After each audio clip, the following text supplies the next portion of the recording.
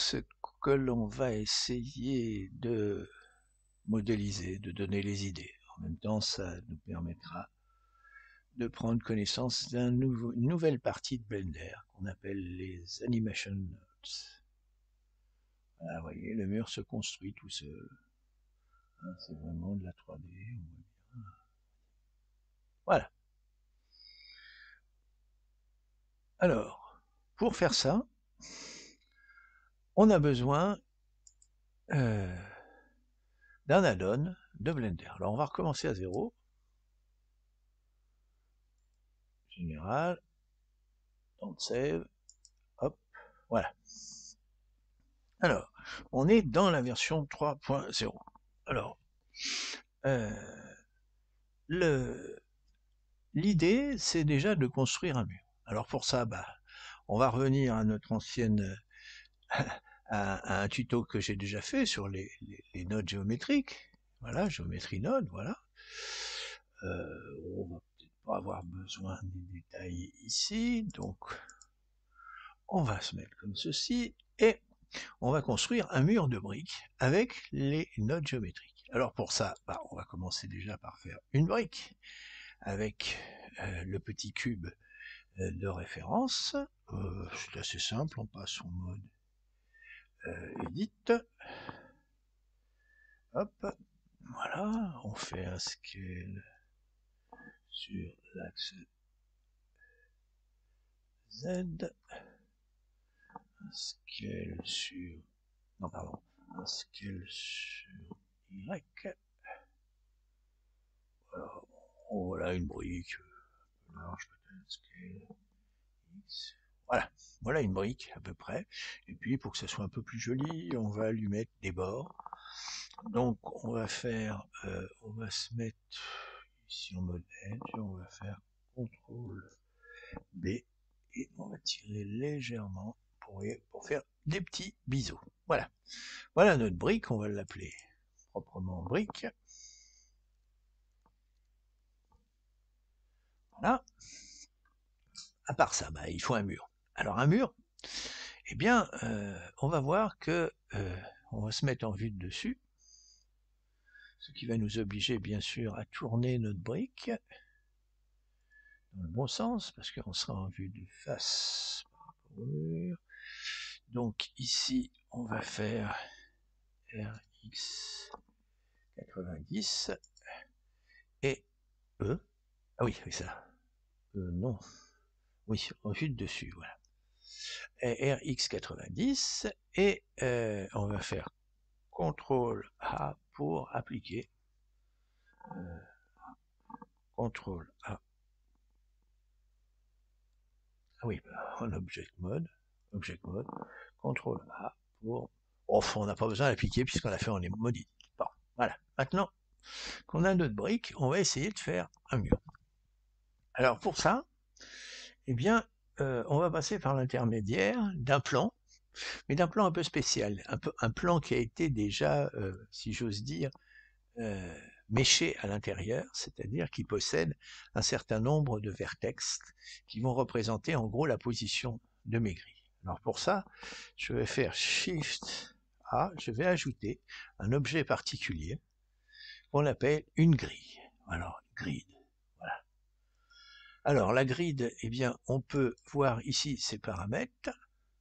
Elle fait 2 mètres, on va mettre, je sais pas moi, on va mettre 4 mètres par exemple, voilà, 4 mètres de côté, et puis 10 subdivisions par 10 subdivisions. On pourra régler après, on verra. Voilà. Alors si on regarde en mode edit, vous allez voir que directement, vous voyez, on a la subdivision des faces. Voilà. Alors maintenant, comment va-t-on mettre les briques sur cette surface? Eh bien, on va utiliser les Geometric Nodes. Hein.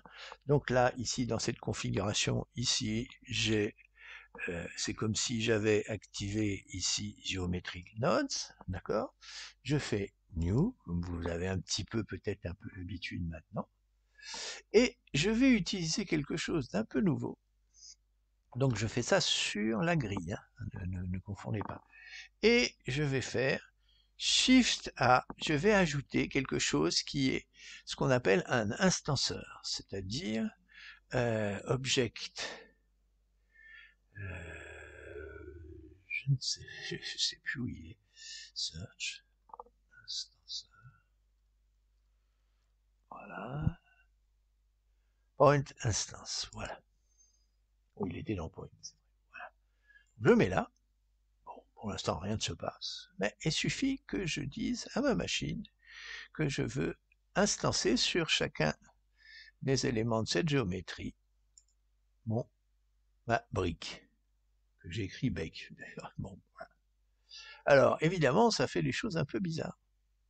Parce que, évidemment, la taille de ma brique est un peu importante pour la taille de mon mesh, de ma grille. Alors pour ça, bah, c'est très simple. Alors il y a différents moyens. Moi, je vous en donne un maintenant. Moi, ce que je fais la plupart du temps, c'est que je désactive ici le modifieur. Je vais en mode edit et je fais un scale. Alors, on peut revenir. Vous voyez, ça a marché un peu sur l'axe des Y et pas sur l'axe des L. Alors, il y a aussi pour visualiser les deux en même temps, on fait souvent ça. Voilà. Et là, on peut jouer, faire un scale, pardon, mode edit, scale sur l'axe des Y déjà. Donc, vous voyez, on va rapprocher les briques les unes des autres, comme ceci. Par contre, sur l'axe des X, on va faire scale X, et on va éloigner les briques les unes des autres. Voilà. On a notre mur, à peu près, qui serait presque correct. Si il n'y avait pas quelque chose qui me déplaît franchement, c'est que ici, tous les joints sont alignés. Donc, ça va pas. Alors, c'est relativement un peu... Bon, j'avoue que c'est un peu bidouillage, mais bon, ça me plaît bien. Moi, j'aime bien de temps en temps le bidouillage. Alors, on fait tout simplement la chose suivante. On désactive tout et on va prendre une ligne sur deux, ici, hop. Ah oui, hop, vous sélectionnez ça. Sélectionnez la ligne d'en dessous. Ah oui, tiens. Shift. Hop. Hop. On aurait pu faire autrement, mais il existe plein de moyens. Moi, j'aime bien de temps en temps faire les choses à la main pour expliquer comment ça marche. Voilà. Hop. Et l'avant-dernière. La dernière, pardon. Hop. Et il suffit de décaler à gauche ou à droite en fonction du besoin. Et vous voyez, on va mettre à peu près les choses au milieu. C'est un peu réglage à la main. Et on a notre mur de briques qui est fait. Voilà. Alors maintenant, ce qu'on aimerait, c'est avoir comment on pourrait dire, une animation qui permette de montrer la construction de ces briques du bas vers le haut. Alors pour ça, on va utiliser autre chose que les nodes géométriques. On va utiliser des nodes, mais des nodes un peu nouveaux, et ça va être la deuxième partie du travail.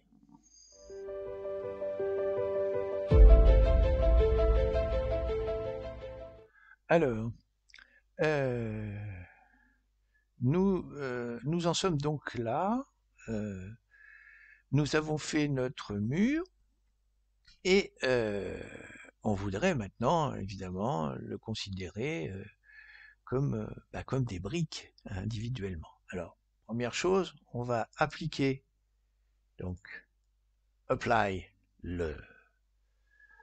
disons, le modifieur pour avoir véritablement un ensemble, mais le problème c'est que toutes nos briques sont, comment je pourrais dire, réunies dans un seul mesh. Alors ça c'est un peu embêtant parce que moi ce que je voudrais c'est justement pouvoir les dissocier pour avoir cette animation que je vous ai proposée au début, c'est-à-dire avoir ces briques qui tombent les unes après les autres. Alors, première chose, il faut les individualiser. Alors pour les individualiser, il existe un un remède miracle dans Blender. C'est-à-dire que si je passe en mode Edit, en ayant sélectionné le mur, je m'aperçois que bon, bah, j'ai tous mes mèches qui sont reliés. Mais en faisant voilà, comme ça, et puis de nouveau en sélectionnant tout, je peux demander à ma machine de faire une séparation de tous les sous-mèches qui ne collent pas aux autres, c'est-à-dire qui n'ont pas de point commun, si j'ose dire, avec les autres. D'accord, hein, c'est les pièces séparées, si j'ose dire. Voilà. Donc si je fais ça, je m'aperçois que ici, je peux, en revenant en mode objet, j'ai accès à chaque individu qui est là. Alors, si je regarde ici, j'ai tous mes objets qui sont les uns en dessous des autres. Bon, j'ai pas été très malin, encore que je peux m'arranger autrement, mais j'aurais pu me servir du fait qu'ils étaient tous sélectionnés. Bon, maintenant, on va faire comme ça, mais on va reprendre l'ensemble, d'accord? Et puis, pour pouvoir travailler proprement, on va les mettre à l'intérieur d'une collection spécifique. Alors pour ça, c'est très simple, vous appuyez sur la touche M, d'accord? Vous dites New, nouvelle collection, et vous faites mur. Voilà. OK. Et à ce moment-là, vous avez tout dans la nouvelle collection. Alors il y en a deux qui ne nous intéressent pas trop, c'est la brique initiale, Bake, et Grid. Donc on va les sortir. Alors on pourrait les faire disparaître, bon, je vais les garder quand même. Je les sélectionne tous les deux et je les déplace vers le haut, je les remets dans collection, hein, c'est-à-dire la collection de référence, si je veux dire. Voilà. Voilà. Maintenant, mur ne fait appel qu'à toutes mes briques qui sont là, c'est-à-dire tous mes éléments sont, vous voyez, si je les cache, boum, je récupère. Hein, ça c'est la grille, c'est ma brique de départ que je vais cacher d'ailleurs. Et là, si je... Voilà. Je ne sais pas pourquoi celui-là apparaît. Ah bah c'est grid. Celui-là, bon, voilà. Je reviens. Je ne sais pas pourquoi, tiens, c'est bizarre ça. Je regarde pourquoi. Bon. Alors, une fois que j'ai ça, le seul problème, c'est si je fais apparaître l'origine, regardez, je clique sur celui-là, ils ont tous la même origine ici. Et ça, c'est pas très bon pour ce qui suit, parce que pour les modifieurs, quand vous avez ça, ça signifie des ennuis, c'est-à-dire quand l'origine de chaque objet ne coïncide pas avec sa géométrie, en général, ça pose beaucoup d'ennuis. Hein. Ça, essayez de penser à chaque fois à ça. Donc, vous sélectionnez tout, et vous allez dans Objet, et vous dites Set Origin to Géométrie. Et à ce moment-là, chacun des objets a sa propre origine. Bon, c'est pas tout à fait suffisant, parce que vous avez fait des transformations, et on va continuer à en faire d'ailleurs, exprès, et on va prendre par exemple la totalité ici de l'ensemble, et j'ai envie que ce soit véritablement un mur, c'est-à-dire qu'il soit vertical, c'est-à-dire j'ai envie de lui faire une rotation sur l'axe des X de 90 degrés. Voilà. Voilà. Et bien là, j'ai encore changé tout, hein, si j'ose dire. Si je me mets en vue de face, voilà, je crois que c'est celle-là, Y, ouais, c'est ça. Eh bien, j'ai déplacé tout le monde. Donc, ce que je vais faire, c'est CTRL A, rotation. Voilà. Déjà, pour appliquer ma rotation. Mais c'est pas suffisant. Parce que la position initiale de mes origines n'était pas au bon endroit. C'est-à-dire que ce qui a été mémorisé par la machine, c'est pas forcément les positions qui sont là. Pour pouvoir, pardon, j'étais un peu vite, pour bien notifier à la machine, alors déjà je vais effacer, je vais cacher ma caméra parce que c'est une gêne, je vais prendre tout mon mur, et je vais dire à la machine, je voudrais que tu considères que les positions actuelles de mes briques, c'est bien les positions initiales de tout ce que je vais faire après. Pour ça, il faut que vous appuyiez sur N pour faire apparaître le panneau N, que vous alliez ici dans alors c'est AN, hein, c'est Animation Nodes, hein, c'est l'onglet qui correspond à Animation Nodes, et que vous utilisiez cette partie-là, c'est-à-dire les IDK, c'est-à-dire que chaque objet a sa particularité, on va dire numérique, hein, c'est ce qu'on appelle un identifieur, une clé identifiante, et on lui associe un groupe de données qui correspond à ces coordonnées en particulier. Et chaque modification dans l'espace 3D conduit à mettre en attente les modifications, hein, c'est comme des modifieurs. Alors, pour que les positions actuelles soient celles qui soient mémorisées comme position initiale de toutes les transformations, il faut que vous appuyez ici. D'accord ? Et à ce moment-là, chacun des objets va avoir mémorisé comme position initiale la position qu'il occupe actuellement. Hein, c'est très important pour la suite. Voilà.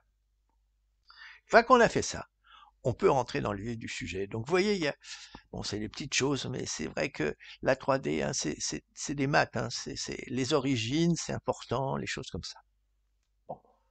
Maintenant, parlons Animation Nodes. Alors, les Animation Nodes, c'est un add-on. Je vais enregistrer quand même ce que j'ai fait, parce que si j'ai un petit ennui, je préfère pas, hein, parce que quand on enregistre, des fois, on a des petits problèmes. Voilà. Alors, comment faire apparaître les nodes d'animation qui sont autre chose que les nodes de la géométrie, hein. Nodes géométriques, c'est-à-dire qu'il y a plusieurs types de nodes. Il y a les shaders, il y a les nodes géométriques et il va y avoir les animations de nodes. Mais c'est génial parce que c'est des moyens de programmer les choses, hein. Les shaders united, c'est pour les shaders, c'est-à-dire l'ombrage, les couleurs, les textures et ainsi de suite. Les géométries nodes, c'est plutôt pour la géométrie, les formes. Et les animation nodes, c'est plutôt pour les animations, comme le nom de l'indique.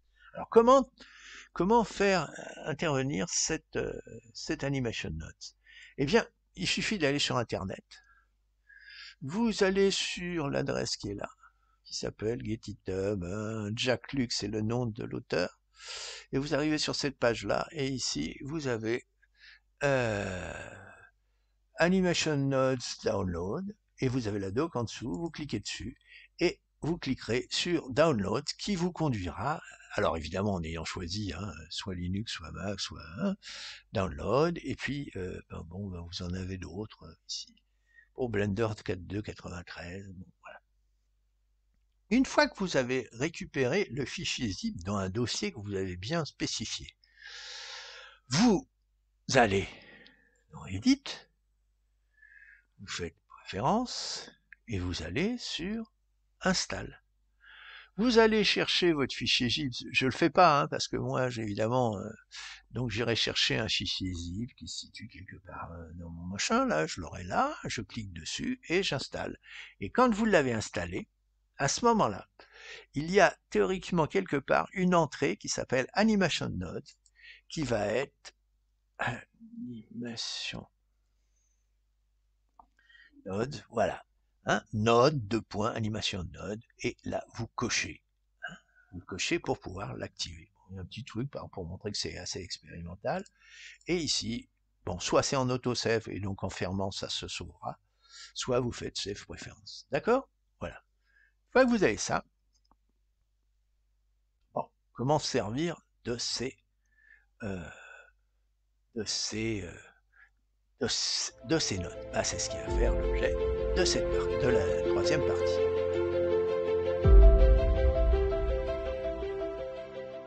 Alors pour comprendre un petit peu comment fonctionnent les animation nodes, on en est dans cette configuration-là, hein. Vous voyez là, j'avais l'entrée géométrique nodes, donc j'ai animation nodes, hein, je l'ai signalé. On va voir un petit peu comment ça fonctionne. Alors, on va pas s'attaquer tout de suite à l'ensemble du mur de briques, parce qu'on va voir tout à l'heure que c'est un petit peu plus délicat, donc on va le cacher, voilà, et on va faire réapparaître notre brique, hein, qui était toute seule. On va l'approcher un petit peu, voilà. Là voilà, notre brique. Et on va voir comment réagissent les... Alors, on va se remettre en vision normale, on n'a peut-être pas besoin de la transparence ici, voilà. Et puis la lumière, eh bien, on n'en a pas besoin aussi. Voilà, on a notre brique et on va voir comment les animation nodes agissent sur les objets. Alors pour ça, on va se poser la question suivante, puisque animation node, ça veut dire faire bouger les choses. On va essayer de faire bouger cette brique en utilisant les animation nodes au lieu de la bouger à la main. Voilà. Alors pour ça, on va aller là. Hein, je répète sans arrêt pour ça. Je suis désolé. C'est un tic. Voilà. Alors donc, animation node. On va d'abord créer ce qu'on appelle une arborescence, notre tree. Alors dès que vous appuyez sur Node Tree, ça veut dire que ça va créer une arborescence où on va mettre des petits blocs qui vont être des petits bouts de programme qui vont se chaîner les uns avec les autres de gauche à droite et qui vont produire les effets voulus. Alors vous remarquez qu'ici il y a un petit compteur qui apparaît avec 00ms. C'est, si j'ose dire, le compteur du petit moteur qui fait tourner les animation nodes. C'est-à-dire il y a une espèce de moteur interne qui va exécuter les programmes à chaque fois que je le voudrais. Enfin, là pour l'instant, vous allez voir que c'est en automatique. Donc, on va désactiver un peu cet automatisme. Mais il n'est pas en fonction tant que je n'ai pas créé le premier node qui va activer mon arbre. Alors pour ça, je vais dire, je voudrais m'occuper, si j'ose dire, de cet objet-là, qui s'appelle, il m'énerve sa bec là, je vais corriger, tiens, en même temps, on fait une petite révision, comment corriger, voilà, il suffit de cliquer dedans, voilà, brique, voilà, je vais l'enregistrer, comme ça m'énerve un peu. Bon. Alors, une fois que j'ai donc cette brique, je vais dire, je voudrais aller m'occuper d'elle. Alors pour ça, encore une fois pour ça, je vais soit Shift A, soit A ici. Moi, je préfère Shift A, on voit mieux. Voilà. Et je vais aller chercher dans Object, ici. Et si je regarde, j'ai Object Input. Alors, ça fonctionne en input et output, hein, c'est-à-dire en entrée et sortie. C'est-à-dire qu'ici, Object Input va se saisir de tous les éléments qui constituent l'objet que je vais signaler ici. Alors, vous avez deux moyens pour récupérer l'objet qui est là. Soit vous cliquez dessus et vous cherchez le nom. Vous voyez, il y a brique ici. Soit, autre moyen, vous utilisez la pipette et vous allez dessus et vous faites comme ça. Voilà. Là, vous allez récupérer le Object Input. Alors, comment vérifier? Alors, je vous conseille un petit peu d'observer ça. Alors, il y a un outil assez spécial dans les nodes qui est le node qui permet de voir ce qui sort lorsqu'on a, disons, paramétré un node. Alors, pour ça, vous utilisez Shift A et vous allez en bas, tout en bas, vous allez Viewer, pour regarder, et vous allez connecter. Hein, c'est toujours la même logique des nodes, on connecte. Et là, si vous regardez de près, vous voyez BPY structure, brique, et avec, ça c'est l'identifieur, enfin l'endroit, hein, le bloc d'adresse, si j'ose dire, de l'objet en question, brique. D'accord? Voilà. On va garder notre petit viewer. Hein, donc vous voyez qu'on a bien récupéré l'objet en question. Maintenant, je voudrais le déplacer. Alors, on va avoir cette fois une sortie. Donc on va aller toujours dans Object, mais on va faire Object Output, c'est-à-dire Transform Output. Hein, transform, ça veut dire les transformations que je vais donner, je vais les sortir. D'accord? Alors, pour ça, je vais mettre ici mon objet et je vais sélectionner. Alors, vous avez plusieurs types de petits icônes ici. Ça signifie qu'on fait des déplacements du type translation, hein, suivant l'axe des X, des Y et des Z, ou une combinaison des plusieurs. Ça, c'est les rotations, autour de X, autour de Y, autour de Z. Et ça, c'est les scales. D'accord? Alors, regardons un petit peu si je clique simplement sur X, eh bien vous voyez que j'ai ce qu'on appelle une location, c'est-à-dire j'ai X, Y, Z, c'est-à-dire on me dit si vous voulez faire une translation, ben, allez-y. Je fais une translation selon l'axe des X, vous voyez, je joue sur la valeur de X ici, d'accord? Bon, hop, donc je remets à 0. Je joue sur la valeur de Y, ah, il se passe rien, pourquoi? Ben oui, c'est normal, puisque j'ai classé, je n'ai coché que X. Donc j'aurais beau jouer sur ce vecteur-là, ça ne servira à rien. Par contre, si je fais ça, à ce moment-là, si je me mets à travailler sur Y, effectivement, ça fonctionne. Et enfin, le dernier sur Z. Voilà. Vous avez compris en gros comment ça marche. Hein, c'est très simple. Vous changez la position relative par rapport à l'origine, en X et en Y et en Z, de la petite brique. D'accord? Donc là, je vais tout remettre à 0. Alors un moyen de tout remettre à 0, c'est vous sélectionnez du bas en haut et vous mettez 0. Eh ben, j'ai pas sélectionné le coup, j'ai pas mis 0. Voilà. Bon, on veut pas. Allez, on met 0 partout. Et vous passez de l'un à l'autre en mettant tab, si vous préférez. Voilà. Une fois que vous avez vu ça, on vient de voir les locations. Rotation. Rotation par rapport à X. Ah, ça marche pas. Ah, ça marche pas. Ah, ça marche pas. Bon. X, Y, Z. Ben oui, parce que ici, voilà. Hein, si je fais une rotation par rapport à Y, ça prend son sens. OK? Je vais essayer de faire une rotation par rapport à X, voilà, ça prend son sens. Alors, une petite remarque, vous voyez que le moteur tourne. Tant que le moteur tourne, ça s'exécute. Si jamais tout est fixe là, ça ne va pas s'exécuter. Alors, pour justement faire les choses proprement, éviter que ce moteur tourne en permanence, on peut, je vais mettre viewer de ce côté-là, on peut, en activant le panneau N, voyez, ici j'ai auto-exécution sur Node Trees, hein, bien sûr, puisque là j'ai une suite d'onglets. Hein, faut se mettre sur Node Trees. Vous avez auto-exécution. Donc pour l'arbre, je veux une auto-exécution. Always. Donc là, vous voyez, ça tourne en permanence. Mais si je décoche ça, ça s'arrête. Et si je coche ces trois-là, en général, on coche ces trois-là. Si je change l'arbre, si je change de frame, on va voir comment. Hein, et si je change de property, ainsi de suite, à ce moment-là, seulement à ce moment-là, comment ça s'appelle, l'action que je propose ici, par l'intermédiaire de ces nœuds, sera exécutée. Vous voyez que ici, là, je change, donc ça bouge. Mais ça ne tourne pas en permanence, ça ne tourne qu'au moment où je bouge. D'accord? Et alors, il y a tout, faut s'habituer un petit peu à cette logique, mais c'est quand même assez intéressant. Alors, nous avons vu les déplacements en rotation. Donc, on va décocher rotation et on va mettre scale pour observer. Alors, bon, on peut mettre que X, que Y et que Z. On met les trois comme ça, vous allez voir. Donc, X, vous voyez, je peux faire Y, Z, voilà. D'accord? Bon, vous avez pigé l'idée, hein. Donc, c'est assez facile à comprendre. Attention, les valeurs de base, c'est 1 ici. D'accord? Donc, souvenez-vous, hein, bien travailler ici sur Twitch Change.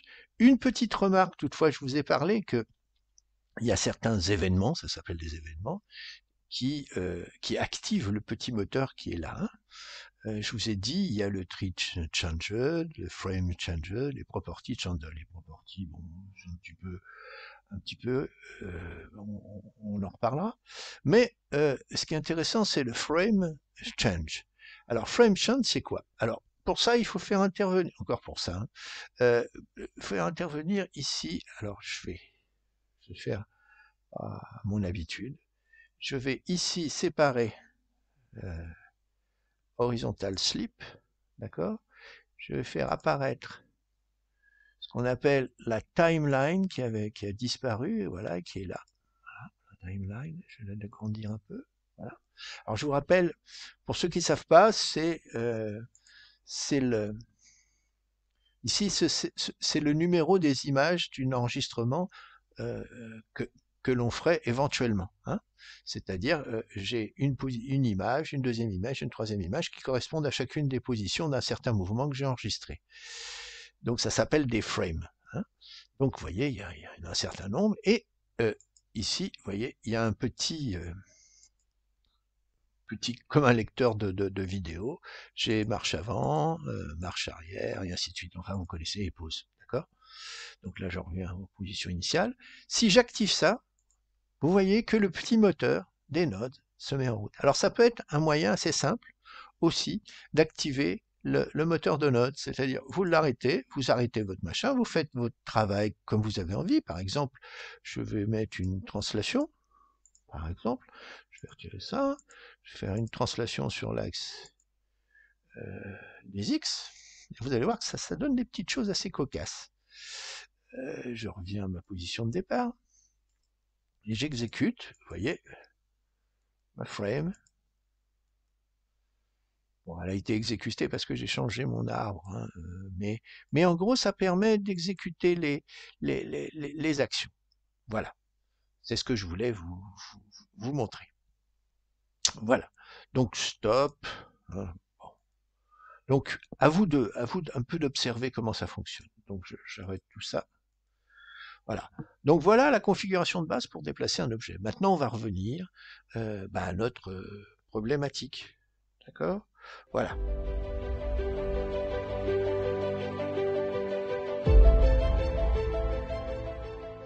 Alors je suis revenu dans la configuration où je vois mon mur de briques. Donc j'ai simplement fait le ménage. Voilà. Et que j'ai réinitialisé ici ma fenêtre Geometry Loss en cochant sur Remove, là où j'ai tout nettoyé. Donc il faut maintenant, je vous rappelle un petit peu l'idée, c'est donc avoir un mur qui se construit avec les briques qui tombent les unes après les autres d'en haut.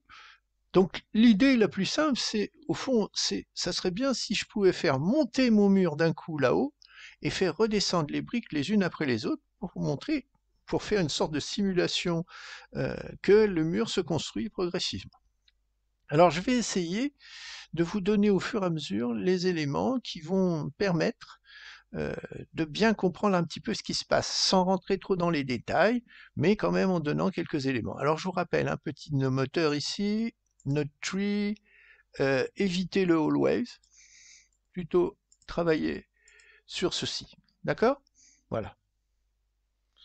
Je vais un petit peu rétrécir ça, hein, parce que pas beaucoup de place déjà. Alors, première chose, il faut comme tout à l'heure, hein, il faut que je récupère tout cet ensemble-là à partir d'un node. Alors pour ça, c'est très simple. J'ai Shift A, c'est toujours dans Object, hein, mais au lieu d'aller sur Object tout seul, je vais aller sur Collection, puisque tout mon mur est dans une collection, et je vais aller sur Collection Info. Je vais grossir un petit peu, parce que là, c'est pas tellement visible. Voilà, Collection Info. Si vous regardez bien ce nœud de près, hein, il a ici, comme tout à l'heure, il faut que je lui précise quel type de collection, quel type d'objet je veux. Alors je vais aller chercher mur, hein, qui est là. Et si je regarde, je l'ai là, mur, voilà.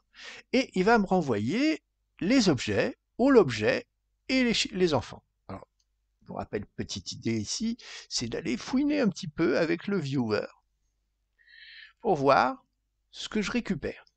Alors si je regarde les objets, vous voyez, c'est pas très visible, mais vous avez, si je développe un peu, ici vous avez grid 01, grid 02, grid 03 et ainsi de suite. Donc vous avez toutes les briques qui sont récupérées ici. Même chose sur all, hein, c'est à peu près la même idée. Children, on n'en a pas, on n'a pas d'enfants. Donc je vais garder mon petit viewer de côté, même si ça prend de la place. Par contre, je peux peut-être fermer le padouet, voilà.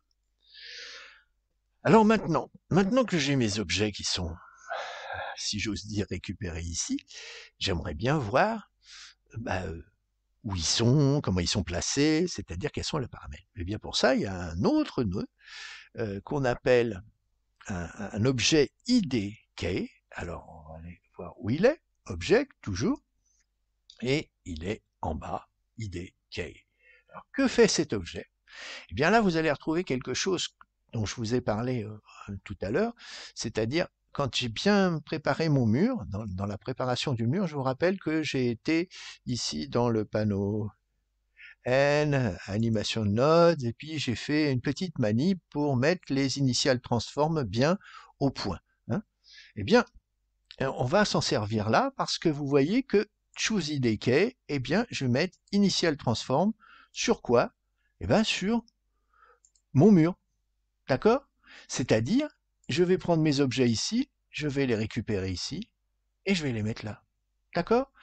Alors, qu'est-ce que je récupère? Eh bien, je vais aller voir avec mon viewer. Regardez, je récupère la location, la position de chacune de mes briques sous forme d'un vecteur. Ah, mais ça, c'est très facile. Il suffirait que je prenne ce vecteur, chacun de ces vecteurs, c'est-à-dire c'est une liste, hein, mais bon, en gros, c'est transparent. Hein, vous voyez, la machine travaille sur les listes aussi bien que sur les vecteurs individuellement. Eh bien, il suffirait que à ces vecteurs, je leur ajoute un petit peu en hauteur, pour que tout mon mur se lève d'un coup. Alors, je vais essayer.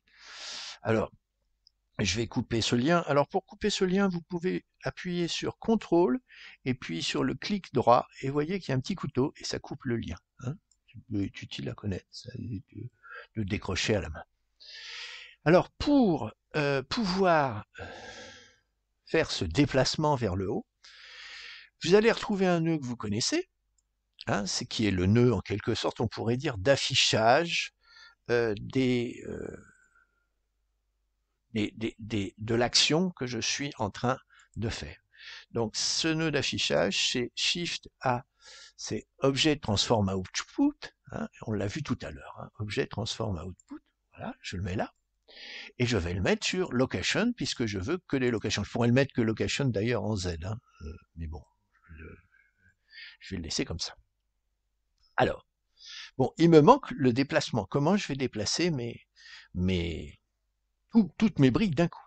Et c'est là que je vais faire intervenir un outil assez fantastique, un autre, qui s'appelle un vecteur offset, un vecteur de déplacement. Alors, ce vecteur de déplacement, vous voyez que lui, il travaille sur des listes. Vous voyez, vector est marqué au pluriel. Donc, si je prends les locations en entrée, d'accord? Et si je dis, je vais les déplacer vers le haut de, mettons, je vais mettre 10. Comme ça sera, ou 5, on va mettre 10. C'est visible. À ce moment-là, je vais récupérer en sortie, je vais essayer de voir ce qui se passe. Si vous regardez ce qui se passe, mon moteur n'est pas actif, hein, donc il se passe rien. Par contre, si j'active mon moteur, je vais le mettre en always, vous allez voir que lorsque je vais brancher ça sur l'output, je vais avoir un déplacement. Alors, ici, d'abord, je branche sur l'output, mais attention, j'ai pas mis les objets. Quel objet? Donc, il faut que je prenne mes objets, hein, et que je les branche ici. Et hop, c'est parti vers la hauteur. D'accord? Et là, ça s'est décalé. L'ensemble a été décalé de 10. Alors, vous voyez, si je joue, hop, hop, hop. Donc, j'ai réussi un petit peu ce que je voulais, c'est-à-dire déplacer l'ensemble de mon mur d'un coup à l'aide de ces nodes. C'est assez fantastique. Alors, je vais le laisser en 10, d'accord? Mais je vais vous montrer juste un truc avant d'aborder la partie d'après. Il y a quelque chose d'assez spécial dans ce nodes. Je laisse tourner, hein, là, parce que j'ai besoin que ça s'exécute. Je laisse tourner, ne touchez pas à ça, hein, pour l'instant. On en reparlera si on rentre dans les détails. Mais c'est ce fall-off. Qu'est-ce que c'est fall-off? Fall-off, ça veut dire en quelque sorte atténuation. eh bien, on pourrait l'interpréter comme le pourcentage d'activation que je donne à l'ajout de ce déplacement. C'est-à-dire ce déplacement, en gros, c'est un déplacement de 10 vers le haut. Là, comme le fall-off est à 1, l'exécution se fait à 100%. Mais si je le mets à 0,5 par exemple, vous voyez que j'obtiens la moitié simplement de l'action. Et si je continue, et si je mets à 0, j'ai rien. Donc le fall-off, c'est tout simplement l'atténuation de l'action. Et c'est ça que l'on va utiliser pour simuler la chute des briques dans la dernière partie.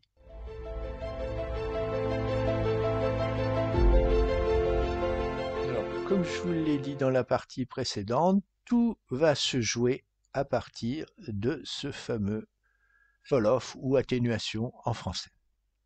Alors, en effet, on va se servir de l'animation.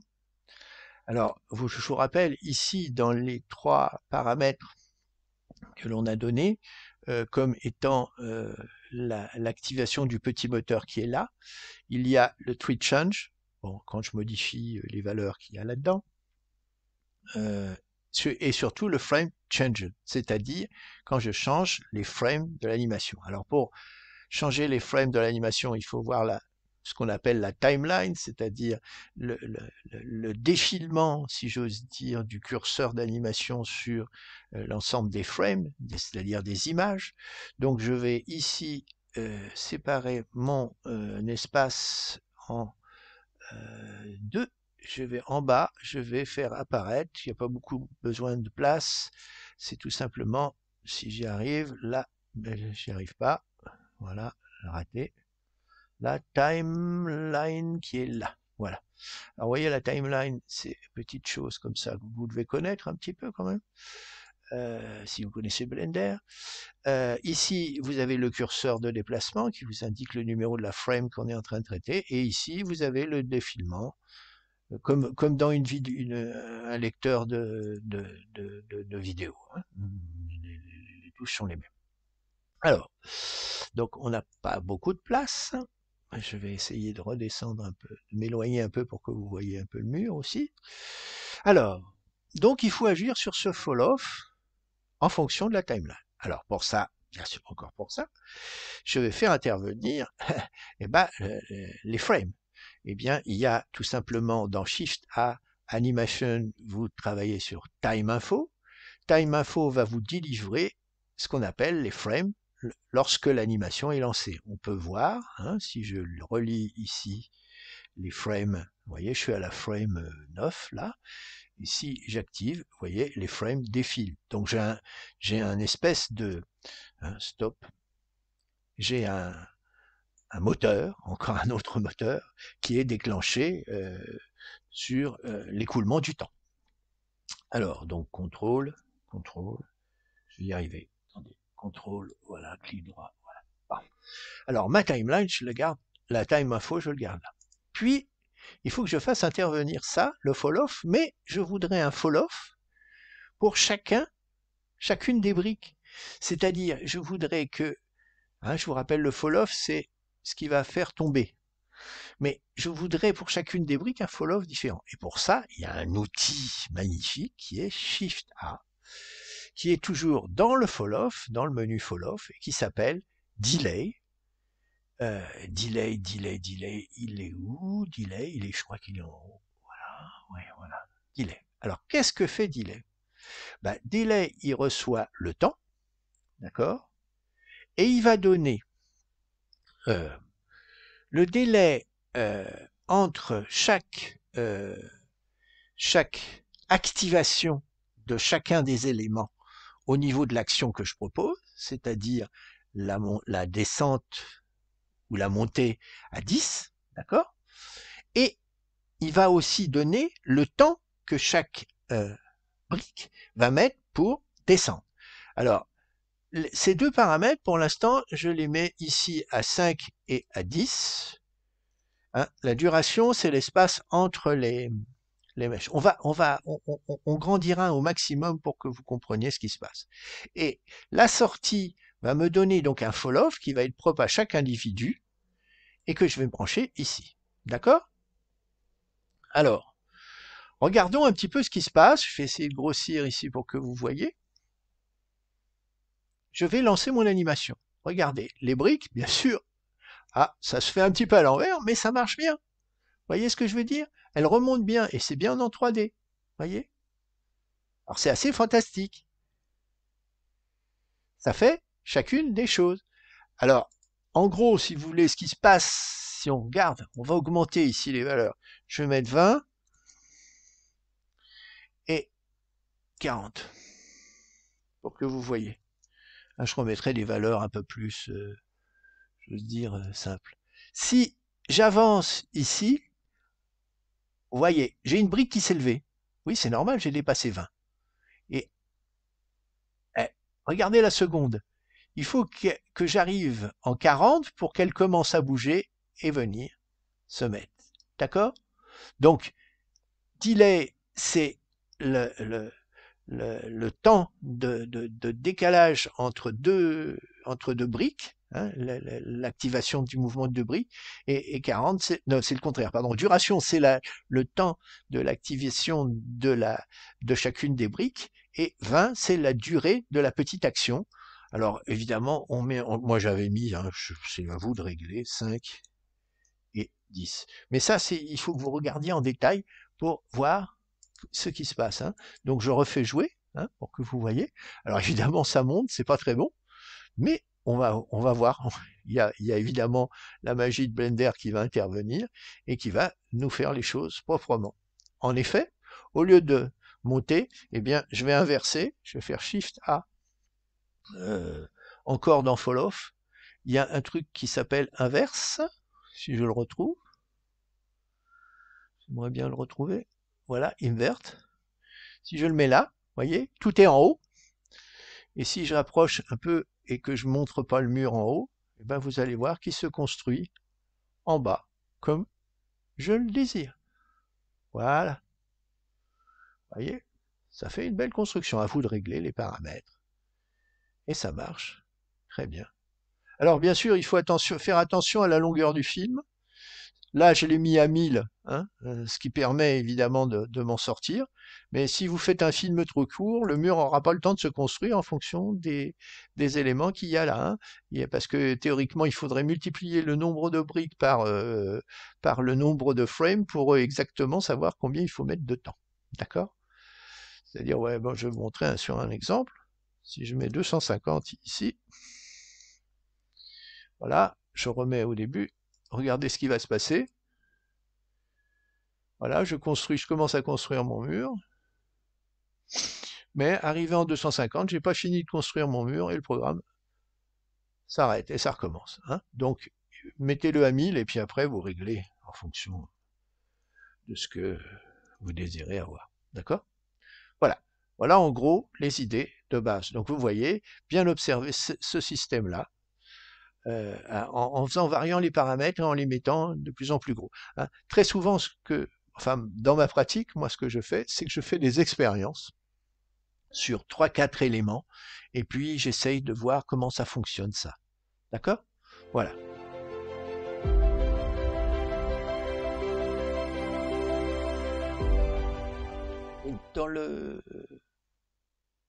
Dans la petite vidéo, je parle de collection. Alors, bon, c'est assez transparent, mais je préfère donner quelques éléments.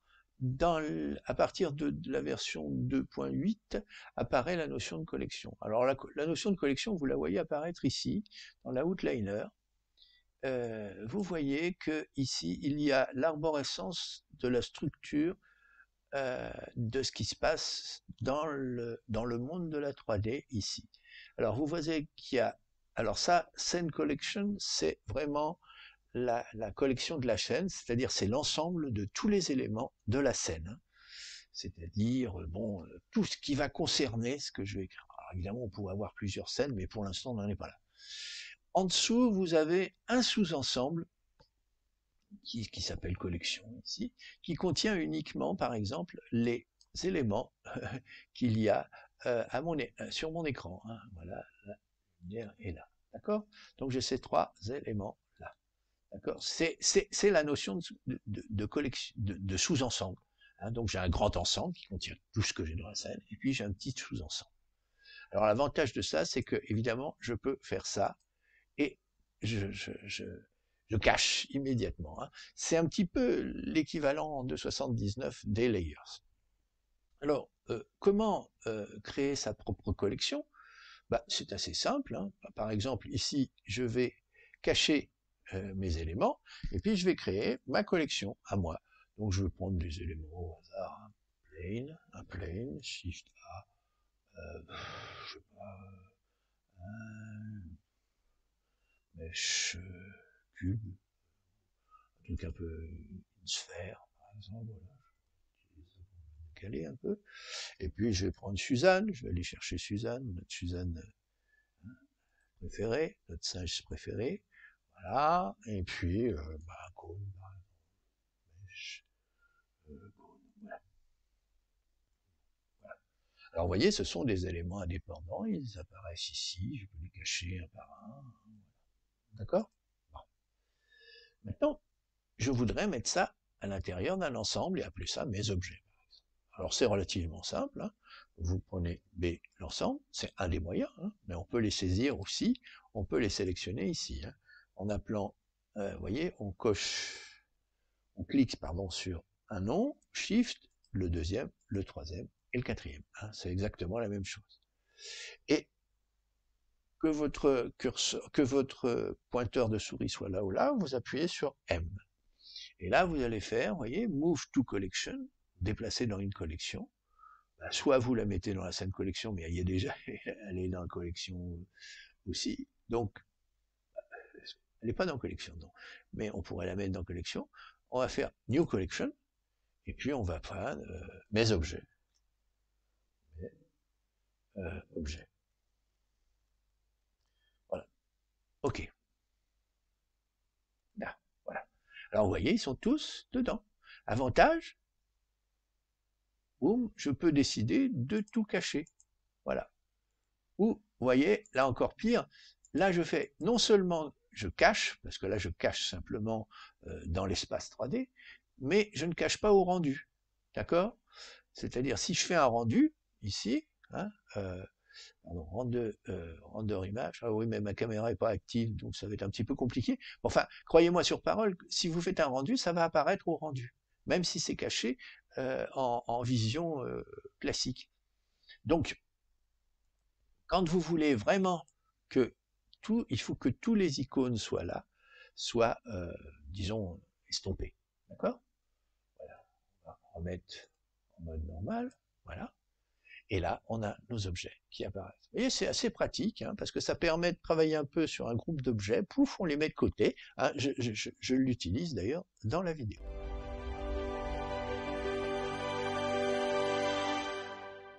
Alors, quelques remarques avant de conclure. Première remarque, vous avez vu ici dans ce que j'ai fait sur l'animation, hein, je vous rappelle, hein, les briques tombent en haut là. Il y a quelque chose sur le delay fall-off sur lequel, bon, je suis passé peut-être un peu rapidement. Alors pour ceux qui voudraient un peu plus de détails, ben, voilà quelque chose qui va peut-être vous donner des explications.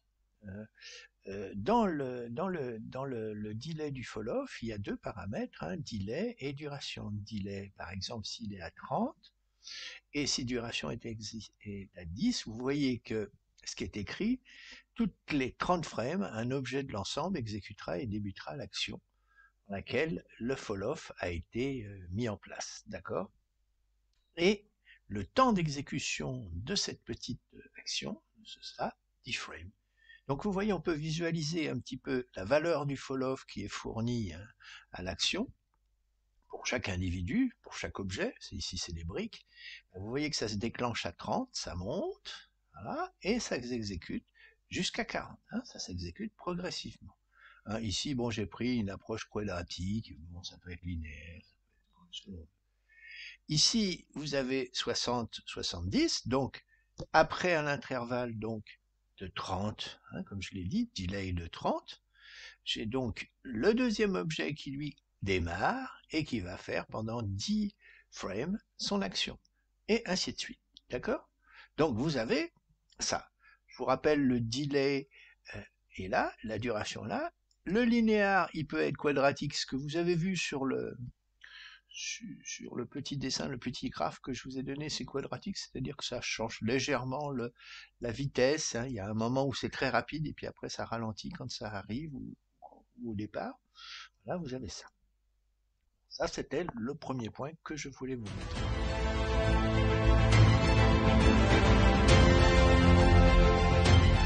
Le deuxième point que je voulais vous montrer, c'est que ce node trees ici, que j'ai construit, peut s'appliquer à autre chose qu'à un ensemble d'objets identiques, hein, par exemple ici des murs.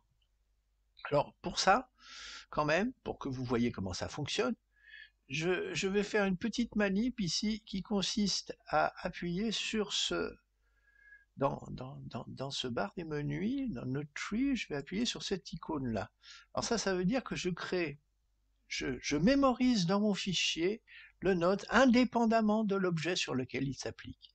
Si je fais ça et que je tue, par exemple, enfin que je fais disparaître le mur, évidemment le node est détruit. Par contre, si je fais ça et que je détruis le node, je le garderai à l'intérieur du fichier. D'accord? Donc là, je vais le faire. Et puis, j'ai préparé un petit scénario pour vous. Je vais ici faire disparaître ici le mur, c'est-à-dire qu'effectivement, quand je vais jouer, il ne se passe plus rien pour le mur, d'accord? Mais je voudrais vous montrer que, en cachant le mur, je peux faire apparaître un petit ensemble d'objets que j'ai appelé robot. Hein. Bon, je vais vous le montrer. C'est un petit robot qui est ici. Je vais vous le montrer. Le voilà. Voilà mon petit robot. Il est constitué d'éléments. Et vous allez voir que si maintenant j'ai rentré tous ces éléments, vous voyez, ils sont à l'intérieur d'une collection que j'ai appelée robot. Si maintenant j'applique le même node à robot, alors on va le voir, le robot il est là-haut, mais on va le voir se construire.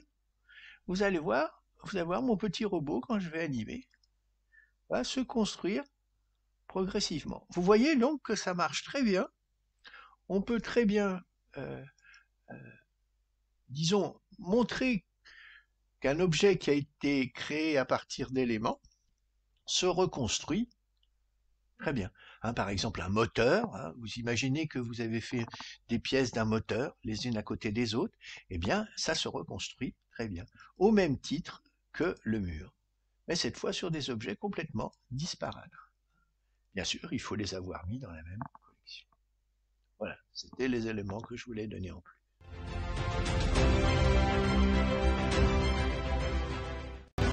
Alors, pour passer des Geometry Nodes, hein, qui sont ce petit icône-là, d'accord, en Animation Nodes, eh ben, c'est très simple. Vous cherchez ici, vous cliquez dessus, et donc vous passez, vous voyez, Animation Nodes. Voilà, je suis en Animation Nodes, et là, je suis en Geometry Nodes. Donc, vous voyez, c'est très facile de basculer de l'un à l'autre. Hein. Alors, le problème, c'est que les fenêtres se ressemblent et que ça peut prêter à confusion. D'accord? Voilà.